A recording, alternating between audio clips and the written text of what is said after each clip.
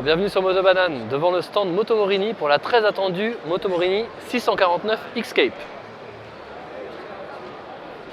Moto Morini nous offre sur une plateforme d'un bicylindre de 649 cm3 cette magnifique moto vocation trail. Donc on a un moteur de 649 cm3, c'est un bicylindre parallèle qui développe 60 chevaux et 5,8 m/kg. C'est des valeurs légères pour la catégorie. Le poids est de 213 kg à sec et ça par contre c'est une valeur relativement lourde. Cette moto se place donc en concurrente de la 660 Ténéré, mais avec une prétention tout-terrain bien moindre.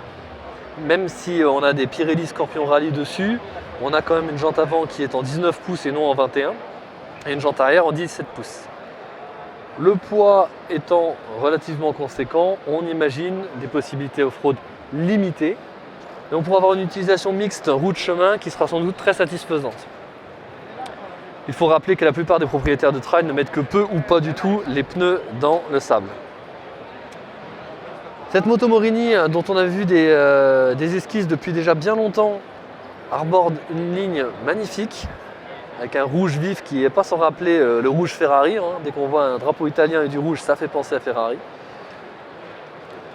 Les finitions sont correctes. Sans aller dans l'extrême, on n'est pas non plus dans le haut de gamme de Moto Morini, c'est quand même une moto d'entrée de gamme qui s'affiche à un tarif très raisonnable de 7 590 €. Pour ce prix-là, on a un écran TFT gigantesque, une bulle réglable et une position de conduite très relaxe. Alors on est plus dans la moto que sur la moto, la selle est très creusée.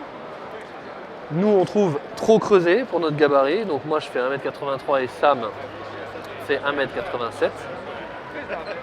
Mais globalement, la moto semble confortable. On a des disques avec des étriers à fixation axiale Brembo qui devraient être largement suffisants compte tenu des vocations de cette moto. Quelques petits détails de finition qui sont, qui nous apparaissent un petit peu légers, comme notamment des soudures au niveau du cadre ou les pattes de fixation des cale-pieds arrière, des cale-pieds passagers qui sont pas très heureux. On voit que la vocation tout-terrain est quand même limitée de par l'absence de sabot moteur d'origine. On a bien un petit sabot latéral mais qui est uniquement esthétique parce que c'est un morceau de plastique. Par contre, on a une petite version à côté équipé tout-terrain et qui a visiblement subi les affres du tout-chemin avec une plaque très imposante en tant que sabot moteur et des crash bars. Alors est-ce que Moto Morini proposera ces équipements-là en option ou est-ce qu'il s'agit du catalogue d'un équipementier? Ça, on n'a pas la réponse pour le moment. Au niveau de la dotation de série, Moto Morini propose sa moto sans protège-main mais avec un porte-paquet. Les protège-mains sont disponibles en option. C'est une moto qui est disponible en A2 donc pour les jeunes permis et qui, nous trouvons, est une moto très valorisante avec une signature esthétique très marquée. Donc Moto Morini propose en option différents accessoires, donc un pare-brise touring, un top case de 18 litres et une paire de valises latérales de 34 litres. Propose également donc les sets de pare-main pour un peu moins de 130 €, une selle basse et des barres de protection et un sabot, mais qui ne sont pas ceux présentés sur le modèle équipé tout-terrain que nous avons à côté. C'est pas les mêmes.